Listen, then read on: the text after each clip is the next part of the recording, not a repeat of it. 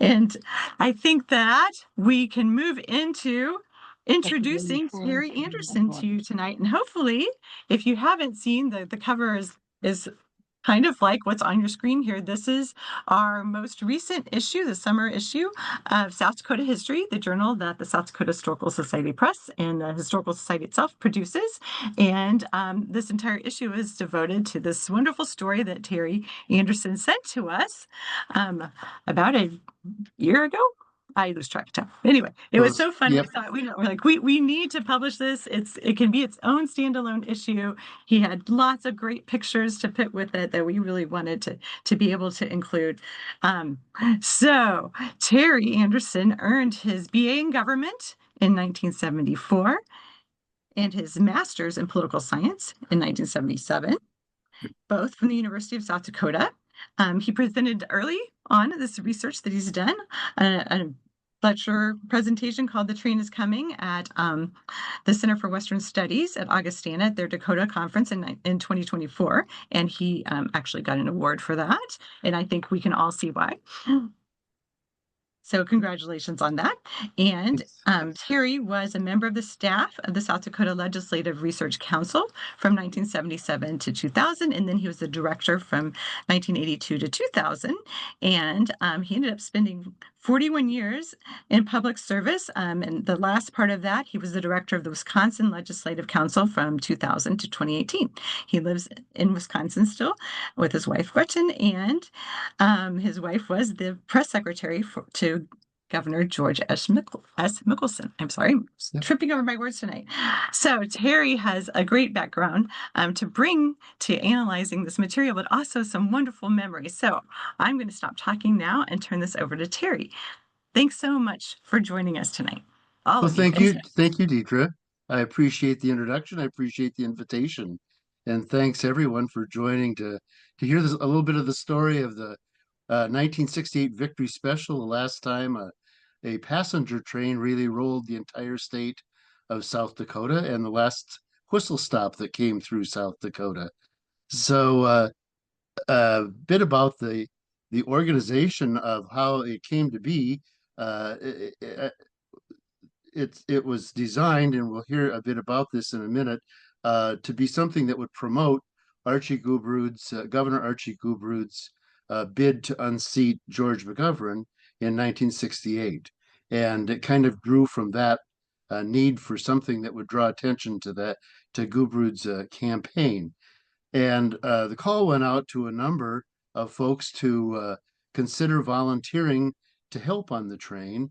And one of the sources that the organizers contact was a high school group called the TARS, which stood for Teenage Republicans. And there were chapters of us all over the state. And they were looking for people to do everything from play in the band to organize the baggage to distribute the literature. And I submitted my application to play in the band and was fortunate to get selected. And there were 30 of us that were chosen to work on and be on the train for the whole week of its travel through South Dakota. Well, we fast forward from 68 to 2021 and COVID's over, and Gretchen and I were looking for something to do and to go that summer once we could travel again, at least somewhat. And I had noticed that the American Political Items Collectors were having their national convention in Nashville. And I had collected political items since I was in grade school. And I had gotten to one of these before briefly, but never had I attended an entire week-long part of the conference. So we drove down. And these conferences have a lot of different sessions and such, all about political collecting. But the real reason that a lot of collectors would come to this and do come to this is what they call a bourse, and it runs most every day of the convention. And at a bourse, all of the dealers that come in and collectors can have tables offering the stuff they have for sale. And this fills a hotel ballroom. And if you're a collector of anything and you've got that many sources in front of you, it's like Christmas every day when the doors opened for you to get to go through this course. So I was going through it and I rounded the corner, and lo and behold, this poster that you see in front of you was staring me in the face. And I could not believe what I saw. That here, after all these years, was this quite pristine window card, which was used to promote the victory special when it would come into a community. You could see all of the details about the train and who was going to be on it, and then there was a little line here at the near the bottom, and the space below where the local organizers could then put in the exact date it was going to be in their community, what time, and get people out for the rally. But I knew I just had to have it, and but the dealer wasn't very negotiable on his fairly hefty fee, I thought, for this. But it still, I mean, the minute I saw it, I was back in '68. I was on the train again, and I remembered what a wonderful time it was for all of us that worked on it. So I told Gretchen, well, this is an expected purchase, and she was always one to be very supportive. Has always been one to be very supportive of my hobby, even though she just kept her own opinions about what she thought about uh, shelling out the bucks. But she agreed that I should get it on one condition. She had always heard this story, but she had never seen it. So she said, "You got to write the story so it's recorded." So 4 years ago, I began the research, and it was one of those things that when you decide you need to do it, the time to start and do it was then. I knew there were still two living candidates that were on board, and that was Gordon Midland and Frank Farrar, but I knew both of them were in their 90s. And so I immediately got back from Nashville and got on the phone to arrange opportunities to go and see them. It's back in South Dakota. The uh, the train itself and what brought it about, as I said, it was to promote the the campaign of Governor Gubrud. Governor Gubrud was considered by many as the gold standard of South Dakota politics when he was serving as governor in the '60s. But Governor Gubrud was a very quiet man and a very uh, level-headed guy, slow speaking, very deliberate, and not what you would call exciting on the campaign trail. Very solid, but not very, uh, did not create waves and have a lot of charisma that worked with the crowd. So his his campaign manager, Jack Gherkin, and Frank Farrar, who was the attorney general, now running for governor, his campaign manager, Raleigh Samp, decided they needed to put their heads together and come up with something that could be done. So the Samps, Raleigh and Karen, had recently been married, living in Sioux Falls, and they decided to host a dinner at their house for Jack Gherkin, and the dinner was held, and the three of them sat around and threw out ideas that they could do to boost up the campaign primarily of Gubrud. And the end result of that was they decided late in the night, well, let's try something that hasn't been done in a long time and certainly not done to this extent in South Dakota. Let's try a train. So the next day, they put together the plan and they forwarded it off to the godfather, if you will, of South Dakota Republican politics, and that was Senator Carl Mundt. They needed Mundt's approval in order to get the plan to have a lot of moxie and also to get the fundraising started that it was going to need to make it happen. Mundt liked the idea very much of a campaign train, but he took a look at it and said, "There's one thing that you have left off, and you need to change."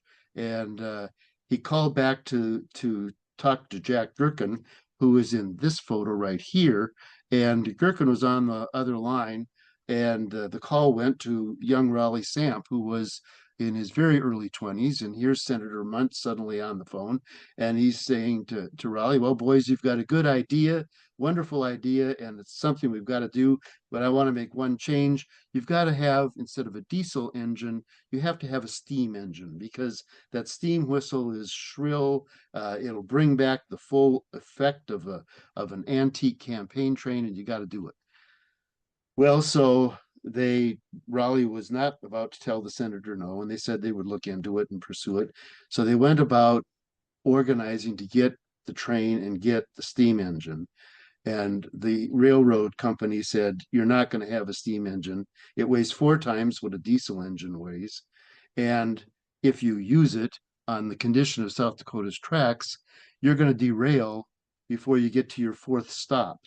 And you're going to have a lot of injured people or worse. And we're just not going to hear of it. And furthermore, steam engines need to have water. And the depots they're there, but they're closed. They haven't been functioning to speak of in years. And so they contacted back to Munt and said, Something to choose from? pardon me? They contacted they contacted the senator and said, Senator, we can't get water at all these stops. And he said, well, I'll get back to you. Give me another day. And Munt calls back and says, well, I've got the water situation solved for you. The volunteer fire departments will come out at each stop and they'll replenish the water in the train. Well, then they finally had to send the railroad execs in Washington off to see Munt and say, you're not going to have your steam engine. You'd be happy with the diesel. Off we went with the diesel, and the train was getting organized rather quickly. They worked with the Chicago Northwestern and the Milwaukee railroads to put together the rolling stock that they needed. And they needed an observation car at the back of the train. This is the full train looking from the back to the front. And they needed something with the platform. And so this is what they got. They got from the Milwaukee Road, had 2 such cars for their executives. They had one named the Wisconsin and one named the Montana. And they loaned to the South Dakotans this one in this color photo here, which is the Montana when it was coming off of its assembly line in the 40s. And that car is what they used, and they held the rallies from this back platform right here. This picture down here shows you the internal salon, the inside of that car, and that's where the candidates rode. That's where their family was usually on board and the like. That's where the refreshments were for the candidates and the VIPs. That's also the only car on the train that had any air conditioning, and the train was going through South Dakota in the month of August, and it was hot. So the air conditioning was really a unique and very welcome thing for those that got to go into the car. They had Samp and Gherkin had organized the train by putting together a train master, Don Kahotic, who was in the wedding party for Raleigh and Karen Samp. And he was a teacher that had the summer off, kind of a logistics guy, sold fireworks, was an art teacher, and they set him about organizing the whole project. And part of his project, excuse me, he had to put together a 100-page manual that outlined how the train was going to be set up. Technology was not quite what it is today. So you see here a schematic that he put together that showed the various cars of the train.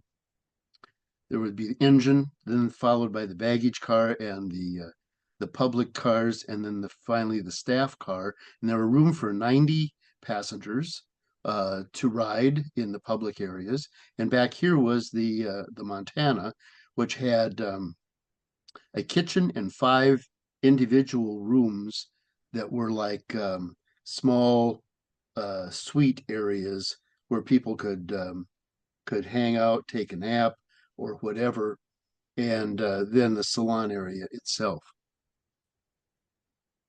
The train brought some new faces to South Dakota politics. It was Jim Abner's first statewide campaign, running for lieutenant governor. They were the lieutenant governor and the governor candidates were technically individual, not a linked team as they are now. Excuse me, but they did run much as a team. once the parties had solidified the nominations. And Abner had been in the state Senate and such, but this was his first statewide campaign. Also down here was Gordon Midland. Gordon, too, had been in the state Senate, but he was running in his first statewide campaign to fill the void that Frank Farrar was creating by leaving Attorney General and running for governor. And the energy in the campaign car was Alice Kundert. Alice is on her first campaign running for state auditor. She had been in a county position up in Campbell County. And when Alice was introduced at the back of the train, she came bounding out, as you might expect, with that big wave and right down the steps and into the crowd to start shaking hands. She worked the crowds repeatedly and tirelessly. Winston Barnes was a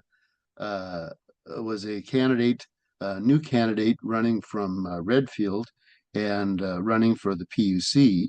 And Neil Strand was in county government down in Lincoln County and from Canton, and was running for state treasurer. The current treasurer and auditor were both retiring that year. Here is a picture of Neil with some of the tars that formed around some of the candidates, a barbershop quartet, which often involved Neil Strand and Gordon Midland, who had experience in that as well. So there's some new faces that came about to South Dakota politics in '68, and they were on board. This is the route that the train took. We left out of Sioux Falls down to as far south as Elk Point and over to Yankton on the first day, which was really a pretty decent day, and moved along at 50 miles an hour. So it was really quite nice. From the next day, Yankton to Mitchell, there was lots of wind. It moved a little bit slower, but just the same, we got to Mitchell. And of course, Mitchell was the hometown of George McGovern. The TARs and the volunteers were put up at local people's homes in the overnight stays. But in Mitchell, that was a bit of a problem, finding a lot of Republican houses to put up volunteers. So we were farmed out into an older hotel there, and not the best of accommodations, but we managed. Then from Mitchell went up to Aberdeen. Excuse me. In Aberdeen, we were going back to Brookings. The train tracks between Aberdeen and Brookings were not capable of taking passenger traffic, so the train was deadheaded with just the personnel of the railroad literally backing it up from Aberdeen to Brookings, where it was readied for the next morning. And we got up in Aberdeen and were taken by bus, leaving Aberdeen at 5:30 in the morning, down to Brookings, where we rejoined the train. And Brookings folks had a pancake breakfast going there, and the train left Brookings at about 10 the next morning on its way to Huron. And from Huron we went into Pierre, which was another much slower route, mainly because of the strong winds that were going on across the plains at that time. In fact, it took us 2 hours, I believe, to get from Blunt into Pierre that day. We were late getting in, so we went directly to the rally down at Griffin Park. And the final morning on Saturday, left Pierre very early, 6 a.m., and we got to Rapid City, which was 5 a.m. in Rapid, and we got to Rapid at 7:30 p.m.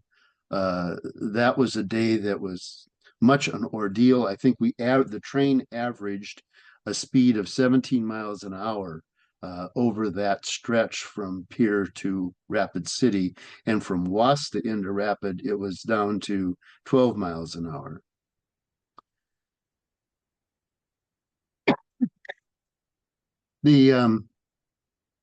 As you saw on the cover of the journal, this is the brochure that was put together for it. And this little red bar right here created a pocket where in front of this timetable was stuffed all the various kinds of literature that was distributed to the people that attended the rally. This was the front, this was the inside, giving the full timetable.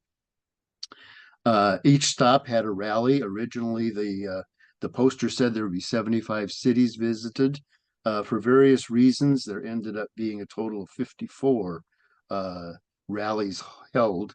Some of them modest in their size, but a lot of them were fairly large. So here's some shots from the some of the various rallies. This that shows Archie giving one of his speeches and Farrar giving Farrar was he was also, along with Alice, they were probably the two most energetic candidates of the whole group here. And Farrar immediately found his way to the engineer's stash of extra red kerchiefs and engineer caps and helped himself to them. And from that point on, he was dressed usually as an engineer, and he would do all kinds of things. He was everywhere. As you can see here, he was one time down directing the band. He said, when I talked to him, he said, yeah, he said, I couldn't sing a note, but I thought I could direct the band. And he did a fine job. By this time, I think the band had pretty well settled into a routine and was able to, go along with whatever they had to deal with. We found in the band that a role that we weren't told to play, but we ended up after about 3 stops deciding to get more active in, and that was providing a lot of the enthusiasm. Pardon me for my cold here.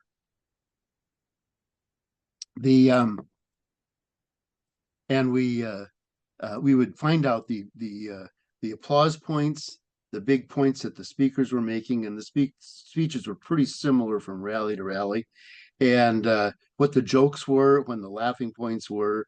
So we would use the drums, we would use the horns, and anything that we needed to create the reaction for each of the candidates and build up the enthusiasm as it went along.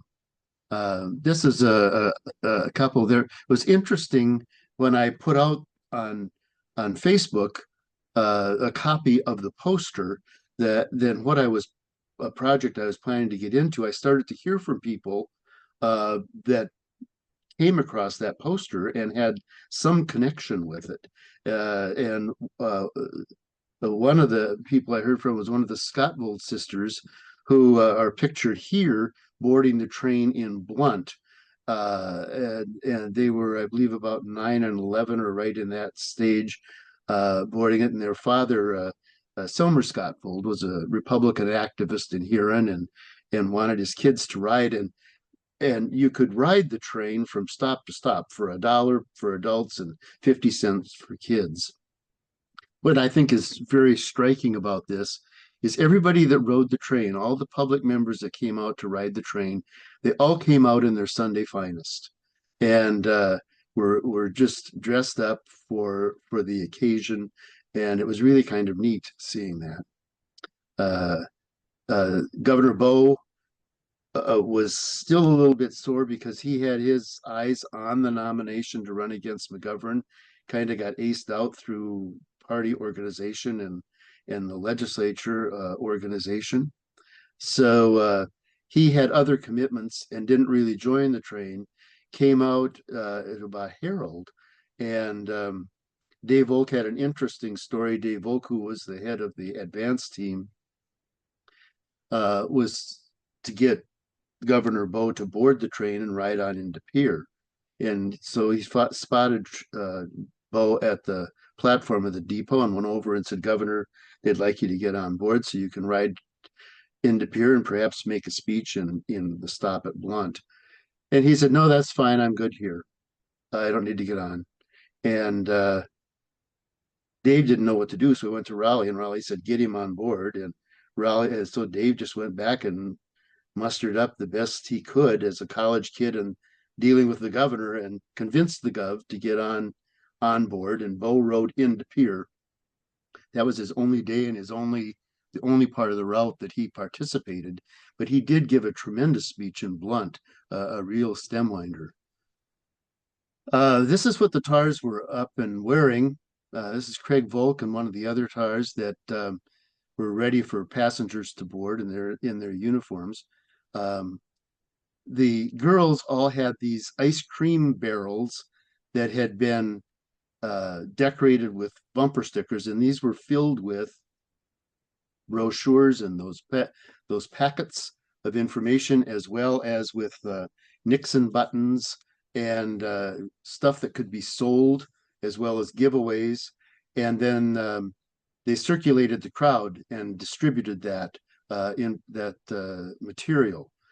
We all had hats like this, styrofoam skimmers that were decorated all in this fashion, except we kind of personalized them by the pins that we may have had along here. And then we all wore these they were heavy paper vest fronts that tied around the back, and we were told to wear white shirts and black jeans. And the guys all had these Colonel Sanders ties with Victory Special on it. And this is some of the stuff that was either sold or given away through the buckets here. And the Nixon stuff was Howard Jacobson, who was from the Augustana College Republicans, was in charge of the inventory, and we had that for the sale. And the Pat for First Lady was a hot seller because it was, of course, put out as for Pat Nixon, but had the double meaning with Pat Farrar. So people were really anxious and to get those. This is one of the tickets from a passenger writing and our name tags, and then a publicity card that was available. Here's some of the tars wearing their uniforms, and here's Margie Rolfing showing us all up 50 years after the Victory Special. Margie sends me her stuff and a picture of herself wearing her full uniform 50 years later. And she's very graciously given all of her uniform to the Cultural Heritage Center for the archives there, and it's on its way there soon. On the way to Yankton, an interesting thing happened when Munt was in the midst of his speech. He stopped all of a sudden and he said, "Well, Olive Ringsrud, do my eyes deceive me?" And here was this woman that he recognized from his early political times, and she had been Secretary of State in South Dakota in the 1940s. And he said, "Well, come on up here." And she now lived in California. And he said, "Do you still write campaign songs?" And of course, she had one at the ready. And these were the lyrics that she had down. And it was sung to the tune of "Oh Christmas Tree" or "Maryland, My Maryland." And she led the crowd to all sing through it, listing those candidates and such. And it was big hit. Everybody got a big laugh and a big cheer at the end of her little song that was revealed at the rally. Pictures here of Farrar working the passenger crowd, and Bob McCoy, Chief of Staff for Munt, also in the passengers. And then at Rapid City, when the Rapid City rally was over, afterwards, the staff and the candidates all had a little party there at the headquarters. This is the picture taken from that. Earlier in the day, Frank Farrar was gone to the Day County Fair with Ben Rifle. So as the lead daily call reported, he was represented by, as they put it in their coverage of the 1960s, he was represented by an eye-popping brunette in her signature pink dress. His wife, Pat, a former Miss University, who appeared to the liking of everyone in the crowd. And Pat was a good sport, and here is playing the role of a tar at our skit still wearing her signature pink dress. And I think this is Fred Venner that is playing the role of Frank Farrar. The Tars played candidates, and the candidates played Tars. And you see Archie off to the side as part of the band. It was a fun little hour that we all had. So the crowd estimates totaled up for the week at about 30,000, and the newspapers pretty well adhered to that number. The train traveled through 20 counties, 790 miles, visiting 54 cities. There were 29 candidates and their family on board, 50 staff, 30 of them high school students. And it's amazing that you would put 29 adult politicians, 30 high school students, and 20 college students and young adults all together. And the wonderful thing about it was a team developed. There was no scandals that came from it. There was nothing of that variety whatsoever. There was just a good feeling in the team, a team effort. 49 reporters were on board at some point, 43 press releases issued. And as I said, the train got up to 50 miles an hour to begin with, but averaged 17 on the last 168 miles and 12 from Wall to Rapid. Cost of the train was always a mystery. When asked, Jack Gherkin always said, well, we spent on the train what George McGovern spent on his Christmas card list that he sent out to the state. And in reality, Raleigh Samp estimated that for sure it was about $50,000 to put the project together, or about $450,000 in today's money. Gubrud did pull ahead and evened up with McGovern in the South Dakota polls right after the train was completed. But the train was mid-August, and the campaign really hadn't kicked off till Labor Day. So the boost was a little early, and his campaign did not sustain that boost into the October days. And McGovern brought his many busloads of college students in from all over the country and waged his very famous and very effective grassroots campaign and won the race. Gubrud carried 3 of the counties that the train went through, and he did lose the race. He did not carry the precinct where his farm was located. However, everyone else on the train was victorious. And so the train really served its purpose. It brought the politicians out to the people and brought the campaigns close. It was a different time by all means, but it was judged a great success for what it brought to the people of South Dakota and their ability to participate in that entire general election. So I'm sure I've taken more than my time, and now, Deidre, maybe we can get, if there are any questions, I'd be more than happy to try to field them. And then we were hoping that I know some of the TARs that are watching, and after we get the questions answered, we'd like to hear if some of you have stories that you might tell. And this Zoom technology is so great because I'm getting little notes about hands being up. So first we have Lonnie, and then we'll go to Alan. So go ahead, Lonnie. And and before all that, Terry, that was fantastic. Thank you so much for sharing all of that with us. Thanks. So Lonnie, and I hope I'm saying your name right. Lonnie Calise. I must say though that we know him to be Iron Lips Calise, because Lonnie was a major trumpet player in the band, and we all were in awe at his ability to start early in the morning and still be playing the high notes well into the evening rallies.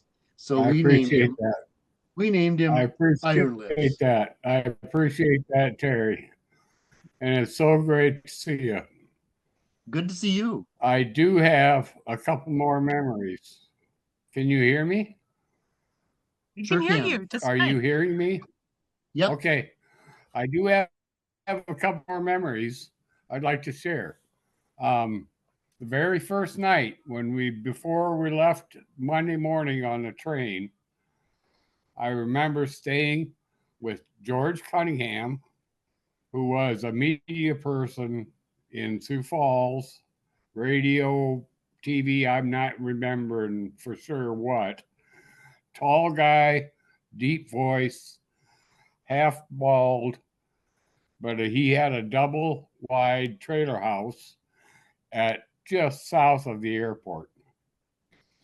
So I did not get much sleep that night before we left early the next morning off on the train to our first stop.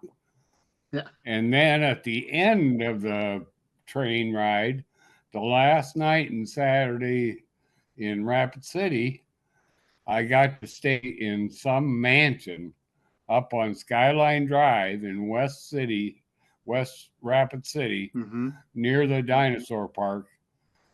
It was a mansion. I remember that. And next morning, Sunday, we all got in vehicles and headed home. That's right. That's just something I wanted to share. Great. Terry, it's so good to see you. Good to see you. And talk to you. It's been 57 years. Well, I glad that you joined us believe tonight. it's happening. Well, thanks. For Oh, that. I had Thanks. to. I had Couldn't miss it, right? Yeah. All right.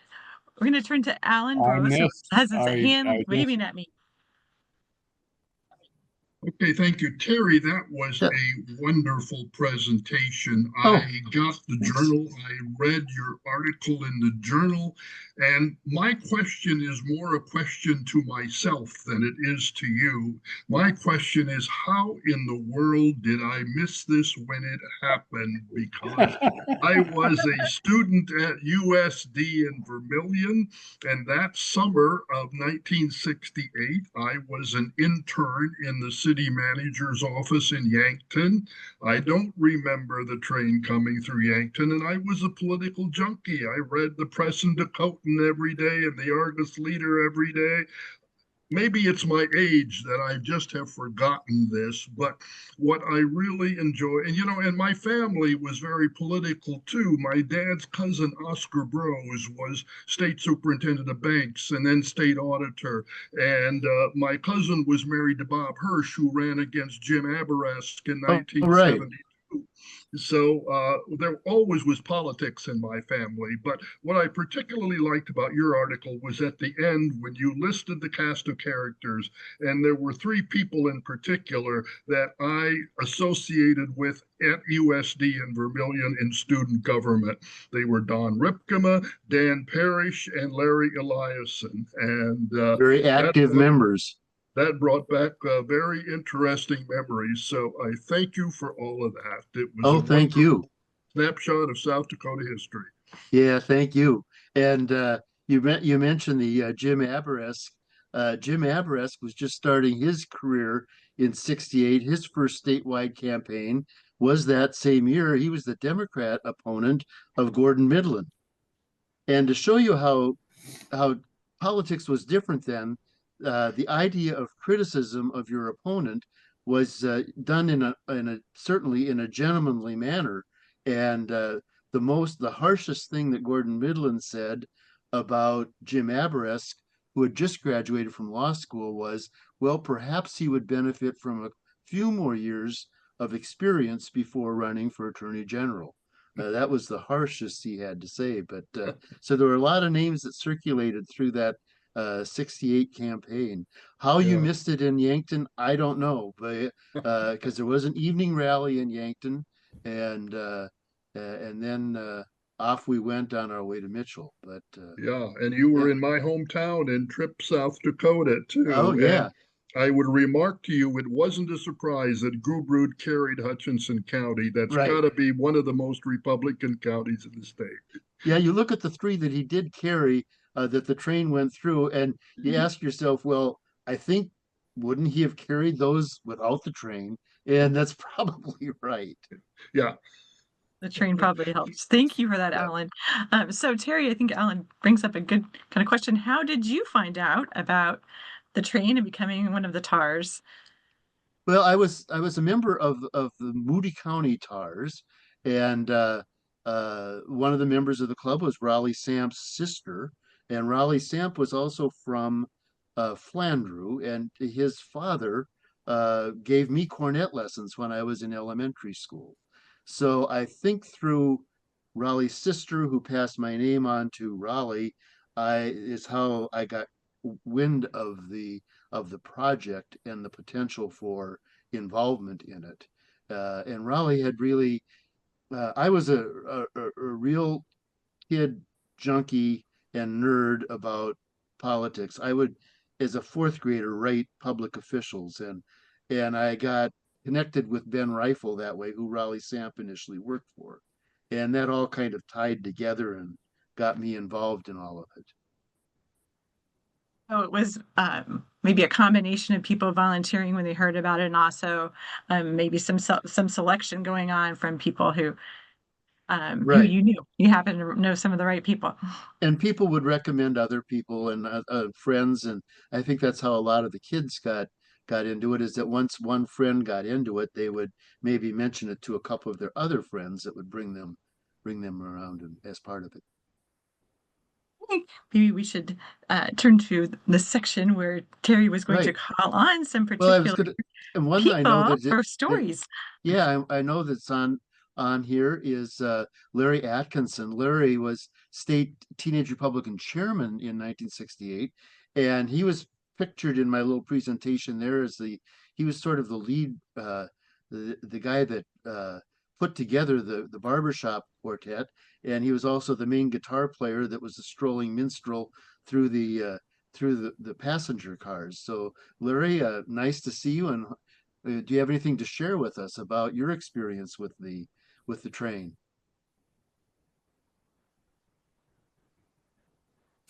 He was here, but I don't know that he's still here. I'll take a look. In the meantime, we could call on Craig Volk. Oh, I'm here. Oh, oh, Larry. there he Yeah. is. Hello. I'm on my phone. I'm babysitting for two grandsons in Sioux Falls, so I got on late. And I was just commenting about that. Terry's memory is unbelievable for his age. Those of us tars who have aged considerably, my memory is not as good. But the interesting part about that barbershop quartet is there was Keith Schmidt and I both sang, and we found out Neil Strand and Gordon Midland liked to sing, and that was thrown together. None of us really, you know, came up with it. It just kind of happened. It was not something that was very well planned out. We knew just a handful of songs that we could harmonize on. We didn't really practice very much to get going, but we would go down the aisles of the train and sing to the passengers, and it was great fun. And it was, the other thing that was amazing to me was the enthusiasm. TARs were used by politicians a lot. Alice Kundert, of course, was one of the premier pushers of using the TARs in campaigns. She started that when she ran for state auditor. And got TARs actively involved from our Campbell County club. But it was kind of the first time that the TARs were part of a huge organization like that. And I'd like to think that the enthusiasm that us high school and college kids brought to that campaign, Terry, you brought out what the results were. It's pretty Right. amazing. And I think the enthusiasm that us young people brought to that was played a big role in that. Yeah, I agree with you. And uh, many of us continued that year to remain active and be involved during the state fair, and Yes. also going on to the Corn Palace. So Yep. it that the the youth element that stayed involved in that campaign went all the way through into November. And yeah, I agree with you that it was a good time. In fact, I believe you even ended up, weren't you, Alice Cunder's escort in the inaugural ball grand Yes, march? yes, I was. Yeah, Yes, I yeah, was. And an interesting part of that, after she got elected, Terry, a little sideline story was that she decided she wanted to bring the auditor's office into the 20th century, and she needed someone to drive her to Chicago to some classes and or some people that she knew there that were going to teach her about computers. Her yeah. brother lived there, and I was her driver in Chicago, and I was what I think 17 or 18 years old at the time I drove her to Chicago, and she came back and she did some computerization of her office. Yes. Wow, good for you. Yeah, Great so stories. they're just great times. Thank you. Gary, who else would you like to call on? Did you say Craig Volk was on? Yes, Craig Volk is on. Let's see Is if he he'll get shy? Is unmuted. he willing to? It might be a mistake to call on me because my memory is when we were en route, how the band would go in the caboose and smoke pot and try to play Jimi Hendrix songs. I don't remember that, Craig. No, I think it was Born to Be Wild by Steppenwolf that you guys. I don't remember that either. No, not true. Of course, not true. The other thing I remember is the Archie Gubrood fight song. Archie Gubrood. Love you, Archie. It's time Oh, for yes, we Archie. do. We would do That's the clap because we wanted to make sure Archie was awake to give his speech. With his eyes closed. I know I'm terrible. This is a great job you did, Terry, putting this together. Congratulations. It truly was an adventure. The last thing I do remember is on that trip to Wasta, from Wasta to Rapid City, is that it was going so slow, we literally got out and walked beside the train. Yes, you did. I think we did. A long day. Yeah. Anyway. Yeah, that's Thank that, and that was also the stretch where we suddenly discovered most of the candidates had been driven from the last rally in cars into Rapid City. They didn't ride the train. We were Yeah. we were on board the train with about 90 young kids that got bored after the first 20 minutes of a 2-hour ride. So it was an experience that stretch was. But yeah, you guys literally got out and walked beside it. The train was going so slow. So it also was interesting how intergenerational the whole group got from candidates to young adults to kids. Lonnie had that was on here just a few minutes ago had an experience where he had to leave and go to Sioux Falls for a different event, and when he came back and got to here, and he discovered that his suitcase did not make it on the into the baggage car to go on as we left Huron. And so the Farrars, who frequently were using, Frank was a pilot and would fly from point A to point B quite frequently. So the Farrars went back and got Lonnie's suitcase and flew it out to our next stop in Pierre. And that was just the way the whole group worked together. Is that it was just cooperation the whole way. All the way from the public officials on down. It was it was really quite a neat experience. And I heard from people that I don't know, but again, putting this out on social media to start the research there, there was a gentleman by the name of Craig Bach who said that he was a very close friend of Dean Gubrood, who was a nephew of Archie Gubrood, and they rode the train into Yankton. And he said all these years later, what he remembers most was that Alice Cuntert came and sat down beside them and talked to them about the importance to start a tar organization in Beersford. So she didn't miss a trick.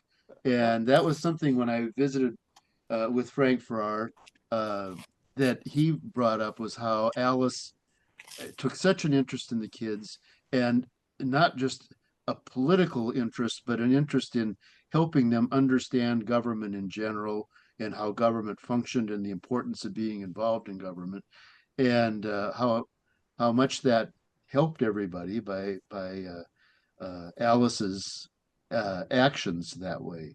So it was interesting. And then just recently, I heard from PUC member Chris Nelson, who, lo and behold, at the ripe old age of 4, rode the train into Mitchell with his cousins and his father and his grandmother, and he had read the article, and it brought back a lot of memories for him. And he shared with me a picture of all of them, also in their Sunday finest, getting ready to board the train, probably an Ethan, to make their way into Mitchell. So it's amazing how the project did go off and touch a whole lot of people that still to this day, when they see something like the poster or the article, their memories are jogged. It was a major project, and I'd like to recognize Dwayne Lefebvre up in the right-hand corner there. I played in the Legion band with him for a few years, maybe 5 to 7 years, somewhere in there, on and off in the 90s, and he's on. And I don't know if he wants to say something or not, but he was a good friend. He was a good friend of my old girlfriend's brother. And it's great to see him. Yeah. So yeah, it's good to see you, Lonnie. Hey, thanks. Thanks, absolutely. I was pretty excited when I got my booklet from the Historical Society to look at some of the names that were in there, and there are 2-3 other people on today that are on that same list. It's fun. I was very excited to see you, and you're certainly welcome to come back to the Legion Band anytime. We miss you, man. Well, man, if I could, I would, but I'm old. Iron lips are starting to fade away, are they? Yeah. That's so funny. So, Deidre, how are we doing on questions? Do we have? I don't see any hands up, but I think I'm going to try to bring us to a close. So, Terry, what would you want people to remember when we're all gone? If we could remember something about this moment with the campaign train, what would it be? I think it would certainly be how it was such a positive political experience, regardless of the party that pulled it off. It's the fact that a party took their candidates out to the people and let them mingle, and it was unscripted. It was a time when things were not so agenda driven. They weren't so caustic in the way they dealt with one another. It was positive, and it was a positive effort. And the fact that they brought in all this volunteer college and high school help, and with a 2-hour orientation on a Sunday afternoon, formed a team out of that actually did work, 12-hour days, if not more, and had fun at it. Like Kahodik, the train master, said in the instructions that went out to us, we all firmly believe that we can do good work and still have fun. And at the end of it all, that's what happened. When I was contacting then the TARs that were giving me their thoughts and memories of this, to hear from them and how excited they still were 50 years later about the opportunity they had. Yeah. And the other experience was the time I got to spend with Gordon Midland and with Frank Farrar, both of which were just wonderful people talking about their experiences. And when Farrar spent maybe 2 hours with me that morning, and I left his office to go down the street to have lunch with a friend of mine, Dan Smines, an attorney in town there who had helped me get back in touch with Farrar. And we were having lunch in the site where Farrar's parents had once had a cafe. And most of Britain was in there for lunch, as they usually are every day. And the door swings open, and here comes Farrar in to have lunch with everybody else. And to see how he was that many years later still welcomed in his community and by all stratas of people, it was really very reassuring to see a public official, a former public official, treated so well in the public. And I think that's what I would want people to remember, is that you could have, and I still think you might be able to have somewhat positive experiences in politics with the right attitudes on the part of the candidates and the officials. And I think that's a really great message at this time when we're trying to remind everyone, but especially young people, about the strength of civic education and the need for that. And yeah, the personalities and the heart were particularly there for what you guys did, but that is also available everywhere if we all just remember it, right, and are willing to put our time in and remember that it's fun too. So I think that's a great way to wrap this up, and I'm so happy all of you joined us tonight, especially Terry and those of you, Tars, who answered the call.